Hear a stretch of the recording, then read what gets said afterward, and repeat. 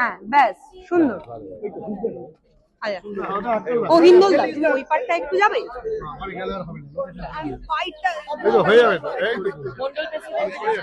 রবীন্দ্র রবীন্দ্র রবীন্দ্র রবীন্দ্র সেখানে দাঁড়িয়ে শ্যামাপ্রসাদের মাটিতে প্রথমবারের জন্য আপনাদের সরকার, সেখানে দাঁড়িয়ে আজকের দিনটা কিভাবে উদযাপন? আজকের দিনটা মানে কি বলবো, এত আমরা সবাই ইমোশনাল হয়ে যাচ্ছি।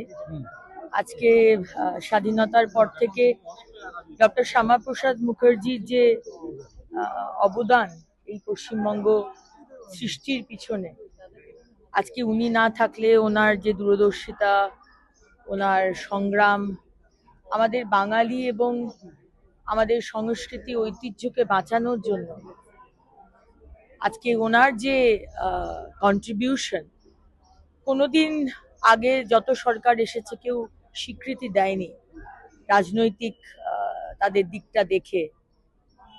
আজকে সেই মানুষটিকে আমরা তার যে মানে আমাদের বাঙালিদের একমাত্র হোমল্যান্ড এই পশ্চিমবঙ্গ, সারা পৃথিবীর মধ্যে হিন্দু বাঙালিদের একমাত্র জায়গা, শুধু তার জন্যই আমরা পেয়েছি। এবং আজকে আমাদের সম্মানীয় মুখ্যমন্ত্রী শুভেন্দু অধিকারীর নেতৃত্বে এবং নির্দেশে আজকে সরকারিভাবে এই পশ্চিমবঙ্গ দিবস আমরা পালন করতে পারছি। সমস্ত জায়গায় সরকারি প্রতিষ্ঠান, স্কুল, কলেজ, সব জায়গাতে আজকে এই পশ্চিমবঙ্গ দিবস 20শে জুন, যার জন্য আমরা অনেক লড়াই করেছি, বিধানসভার মধ্যে, বিধানসভার বাইরে।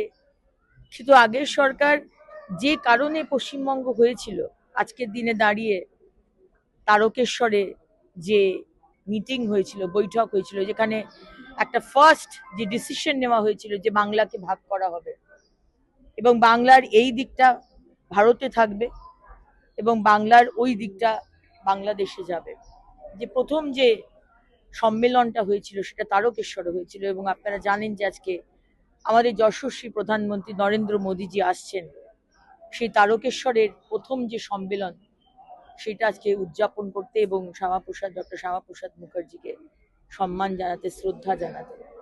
সুতরাং আজকে আমাদের অত্যন্ত আনন্দের দিন এবং সমস্ত পশ্চিমবঙ্গের মানুষের জন্য, সে বাঙালি অবাঙালি, পশ্চিমবঙ্গে যারা থাকে তারাই বাঙালি, তাদের জন্য এটা অত্যন্ত আনন্দের এবং অত্যন্ত ইমোশনাল একটা সময়।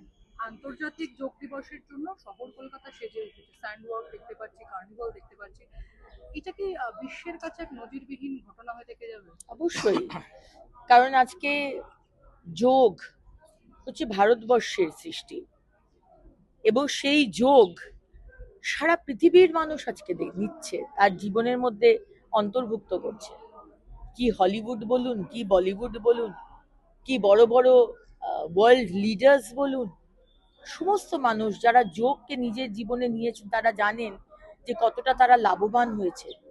কি কনসেন্ট্রেশন, কি শারীরিক সুস্থতা, কি মানসিক সুস্থতা, যেখানে আজকে মেন্টাল হেলথ একটা বিরাট বড় অসুখ হয়ে দাঁড়িয়েছে। বেশিরভাগ লোকেরাই আমরা মানসিকভাবে অসুস্থ, এতদিন আমরা সেটাকে স্বীকার করতাম না। আজকে দীপিকা পাডুকোনের মতো বিখ্যাত অ্যাক্ট্রেস তারা এগিয়ে এসেছে, তারা কিভাবে মানসিকভাবে বিপর্যস্ত ছিল, সেটা মানসিক হেলথ। এবং সেই যোগ আজকে সব রকমের অসুখ বিসুখকে ঠিক করে দিতে পারে। ছোট ছেলেরা আজকে চারিদিকে আমাদের সন্তানদের এত রকমের ডিস্ট্রাকশন, সেখানে যোগ করলে মেডিটেশন আসছে, মানে কনসেন্ট্রেশন বাড়ছে, পড়াশুনোতে তারা কনসেন্ট্রেট করতে পারছে। সুতরাং সারা বিশ্ব ভারতবর্ষের দিকে তাকিয়ে, মাননীয় প্রধানমন্ত্রী নরেন্দ্র মোদীজির দিকে তাকিয়ে, আর আমরা সৌভাগ্যবান যে নরেন্দ্র মোদীজি আমাদের দিকে তাকিয়ে এবং তার আশাকে ঘিরে ইন্টারন্যাশনাল যোগা দিবস, সেটাকে ঘিরে আজকে সারা কলকাতা সেজে উঠেছে, সারা বাংলা সেজে উঠেছে এবং বিভিন্ন রকমের অনুষ্ঠান আজকে আমরা করছি। আজকে সন্ধ্যাবেলা তো 500 প্রায় নৌকো গঙ্গার ঘাটে তারা থাকবে, একটা বিরাট লেজার শো হবে। আমি সমস্ত শহরবাসীকে বলবো অবশ্যই আসুন, এই কি বলবো, একটা দারুণ একটা মানে উৎসব কিছুক্ষণের জন্য, কয়েক ঘন্টার জন্য আমরা সবাই দেখি। দিদি, এখানে একটা প্রশ্ন। অভিষেক বন্দ্যোপাধ্যায় তিনি 20 জন সাংসদের পদ খারিজের জন্য স্পিকারের কাছে বলেছেন। তার বক্তব্য হচ্ছে দু জায়গায় কি করে চাকরি করা সম্ভব। দেখুন, অভিষেক ব্যানার্জি তার দলের জেনারেল সেক্রেটারি, সাধারণ সম্পাদক, তিনি আইনের হিসেবে কি বলছেন সেটা সম্পূর্ণ তাদের ব্যাপার। কিন্তু বিষয়টা হচ্ছে, যেটা অবাক ব্যাপার হয়ে গেল, যে তৃণমূল, যে অভিষেক ব্যানার্জি, যে মমতা ব্যানার্জি এত হম্বিতম্বি করেছিলেন, অল ইন্ডিয়া তৃণমূল কংগ্রেস, আমরা বারবার বলেছিলাম যে ইলেকশন কমিশন অল ইন্ডিয়া লেখার বারণ করেছিলেন, কারণ কি আপনারা অল ইন্ডিয়া পার্টি নন, আপনারা একটা আঞ্চলিক পার্টি। কিন্তু সেই আঞ্চলিক পার্টিও 30 দিনের আগেই টুকরো টুকরো হয়ে গেল।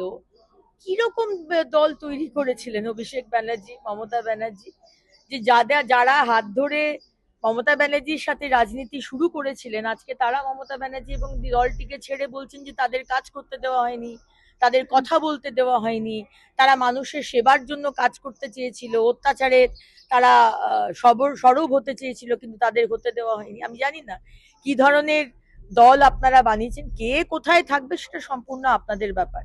কিন্তু বাংলার মানুষ, ভারতবর্ষের মানুষ, পৃথিবীর মানুষ দেখলো যে একটা দল যারা 15 বছরের ওপর যারা এত হম্বিতম্বি করেছিল, এত অত্যাচার, এত কোণঠাসা, এত উদ্ধত্ত, তারা কয়েক দিনের মধ্যে টুকরো টুকরো হয়ে গেল। এমনকি ব্যাংক অ্যাকাউন্ট ফ্রিজের কথাও বলা হচ্ছে তৃণমূলের। আর তৃণমূল কংগ্রেসের অ্যাকাউন্ট ফ্রিজের বিষয়টা নিয়ে দেখুন, এখন এটা তো ব্যাংকে দেখতে হবে। ব্যাংকে নাম রয়েছে ট্রেজারার হিসেবে অরূপ বিশ্বাস, এটা আমরা শুনছি। আবার কুণাল বাবুদের গোষ্ঠী বলছেন যে শুভাশিস না শুভঙ্কর, তার শুভাশিস, হ্যাঁ, তার নাম নাকি এতে আছে আমাদের ট্রেজারার হিসেবে, কোষাধ্যক্ষ। মানে এই যে খাওয়া খাই রাজনীতি, এই যে এটা তো বরাবরই তৃণমূলের আছে। তারা তো রাজনীতি করতে এসেছিল বাংলাতে শুধু মানুষকে প্রতারণা করে টাকা তুলবে, সেটা তারা করেছে খুব সাকসেসফুলি। এবং এই যে প্রায় 600 কোটি টাকা বোধহয় যেটা ব্যাংকে রয়েছে আর কি, সেটা জারি হোক, সেটা এখন সিল হয়ে গেল আর কি। দলের এই ভরাডুবির সময়ও অভিষেক বন্দ্যোপাধ্যায় চার্টার্ড ফ্লাইটে দিল্লি যাত্রা এবং সেটা নিয়ে দলের অন্দরেই দ্বিমত প্রকাশ্যে আসছে, এটা কিভাবে দেখছেন মানে এই পরিস্থিতিতে দাঁড়িয়ে? দেখুন, যে দলটার সত্যি কোনো অস্তিত্বই নেই, যে দলটার অস্তিত্ব মানে বাংলার মানুষ যে ম্যান্ডেট দিল বিজেপি পার্টিকে, সেই ম্যান্ডেটের পরেও কিন্তু অনেক দল দাঁড়িয়ে থাকে, তারা কিন্তু খুব স্ট্রং ভাবে অপোজিশন হতে পারতো, কিন্তু আমরা দেখতে পেলাম সেই দলটা টুকরো টুকরো হয়ে গেল। আজকে এই কারণের জন্যই তো টুকরো টুকরো হলো। আজকে বাংলার মানুষের টাকা চুরি করে আজকে চার্টার্ড ফ্লাইট, আজকে বিলাসবহুল জীবন, আজকে বিরাট কনভয়। অভিষেক ব্যানার্জির বাড়ির সামনে দিয়ে কেউ যেতে আসতে পারতো না, এত পুলিশ। সেম মমতা ব্যানার্জির বাড়ির সামনে শুধু টালির চালার বাড়ি আর হাওয়াই চটি আর সাদা শাড়ি বললেই হয়? মানুষ কি এত বোকা? দিদি, জাহাঙ্গীর খানের স্ত্রী গ্রেফতার হয়েছে। একই সঙ্গে পুষ্পা। এটা তো আর মানে তৃণমূলের রেজিম নয় যে তৃণমূলের রেজিমে আপনি মুখ্যমন্ত্রী বলে দেবে আপনি হাতা খুন্তি নিয়ে, জুতো নিয়ে, পাথর নিয়ে সিবিআই কে অ্যাটাক করুন, ইডি কে অ্যাটাক করুন, কোনো ক্রিমিনালকে ধরতে এলো অ্যাটাক করো, মাথা ফাটিয়ে দাও। এটা তো তৃণমূলের জমানা নয়, এটা শুভেন্দু অধিকারীর জমানা, এটা নরেন্দ্র মোদীজির সরকার। সুতরাং যদি ভেবে থাকেন পুষ্পার স্ত্রী যে আপনি মহিলাদেরকে রাস্তায় নামিয়ে ওই আগের যে ট্যাকটিক্স আর কি সেটা আপনি অবলম্বন করবেন, হবে না। চাপকে কি করে সোজা করতে হয়, সে আপনি যেই হোক না কেন, যে দলেরই হোক না কেন, আপনি যদি আইন, পুলিশ, প্রশাসন, সংবিধানকে মানে নষ্ট করার চেষ্টা করেন, কিভাবে চাপকে সোজা করতে হয় সেটা আমরাও জানি। এয়ারপোর্টে ভাইপো গ্যাংয়ের গুন্ডামি এবং তৃণমূল বিজেপি কর্মী সমর্থকদের হাতাহাতি, দুই বিজেপি এয়ারপোর্টের মতো হয়েছেন এয়ারপোর্টের মতো জায়গায়, যে ছবি দেখা গেল নজিরবিহীন একটা ছবি। আমি এটা শুনতে পেলাম, কিন্তু এক্সাক্ট বিষয়টা কি হয়েছে জানি না। কোনো গুরমিত বলে কেউ তৃণমূলের গুন্ডা, তিনি তার দলকে নিয়ে গেছিলেন অভিষেক ব্যানার্জিকে রিসিভ করতে এয়ারপোর্টে, কিন্তু সেখানে সাধারণ মানুষ ওই ডেমোক্রেসি দেখাবার জন্য পচা ডিম নিয়ে অপেক্ষা করেছিলেন। আমি আবারও বলবো, এগুলো করবেন না, এগুলো আমাদের সরকার এগুলো অনুমোদন দেয় না, আর আমরা এই নোংরামিগুলো ঠিক পছন্দ করি না। কিন্তু এটাও আবার ঠিক, যারা 15 বছর ধরে আর্মস কেস, গাঁজা কেস, বাড়ির মহিলাকে শ্লীলতাহানি করা, বাবা মাকে ঠেলে ফেলে দেওয়া, বাড়ি জ্বালিয়ে দেওয়া যারা করেছে, তাদেরকে ক্ষমা করাটাও তো এত সোজা নয়। আজকের এসটিএফ একটা বিপুল পরিমাণ অস্ত্র উদ্ধার করেছে, সেখানেও দুজন তৃণমূল নেতাই মেন তৃণমূলরা তো তাই করে এসেছে। মমতা ব্যানার্জি এগিয়ে বাংলার বিজিবিএস 2 বছর অন্তর অন্তর করে এটাই তো করে দিয়েছেন। এই ইন্ডাস্ট্রি, অস্ত্রের ইন্ডাস্ট্রি, গাঁজা, ব্রাউন সুগার, নেশার ইন্ডাস্ট্রি, মদ, 25 টাকার পাউচ মদ, আর লটারি, এটাই তো। আর লোকের জমি দখল করো, সরকারি জমি, প্রাইভেট জমি দখল করো, দখল করে ওটাকে বিএলআরও অফিসে গিয়ে ঘুষ দিয়ে নাম চেঞ্জ করে নিজের করে নাও, এটাই তো করে এসছেন মমতা ব্যানার্জি। সাদেই বাংলার মানুষ আপনাকে আপনার দলটাকে মানে যাকে বলে লাথি মেরে বার করে দিয়েছে, লাথি মেরে। কি রিক্সাওয়ালা, কি ঠেলাওয়ালা, কি ইন্ডাস্ট্রিয়ালিস্ট, কেউ দু চোখে দেখতে পারে না আপনাদেরকে। মানে সবাই 4 তারিখের পর বলছে আমরা মানে ভালোভাবে নিঃশ্বাস নিতে পারছি। কি অবস্থা আপনাদের দলে, কিভাবে মানে এত কিছু উন্নয়নের কথা বলা, এত যে 15টা বছর করলে পুরো জল ঢেলে দিল বাংলার মানুষ। আপনার 15 বছরের যে রেজিম, ইতিহাসের পাতায় শুধু লেখা থাকবে কিভাবে প্রতারণা করেছেন। কিছু ভালো কাজও হয়তো করেছেন, করেননি তা নয়।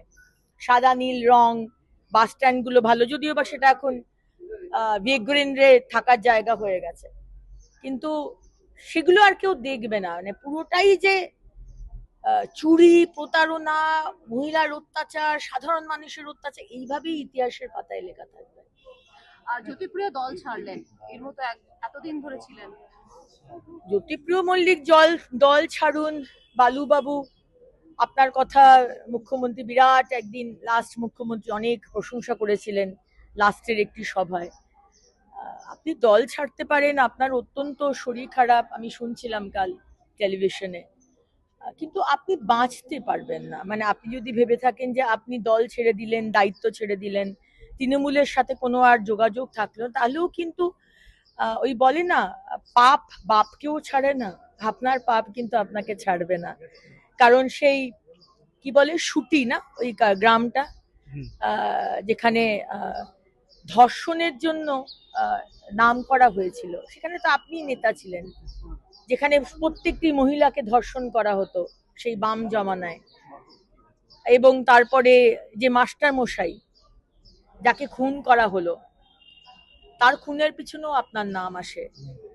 তো সেগুলো তো মানুষের মনে বরুণ বিশ্বাস দাগ কেটে গেছে। তো সেগুলো আপনি যতই বলেন, আমরা চাই আপনি সুস্থ হয়ে উঠুন, কিন্তু আপনার পাপ আপনাকে ছাড়বে না। আপনাকে তার জবাব দিতে হবে বাংলার মানুষকে, বরুণ বিশ্বাসের পরিবারকে, আর ওই সুতি গ্রামের সমস্ত মহিলাদের যাদেরকে খুন করা হয়েছিল, ধর্ষণ করা হয়েছিল, তাদের পরিবারকেও আপনাকে কিন্তু জবাব দিতে হবে জ্যোতিপ্রিয় মল্লিক বাবু। Thank you.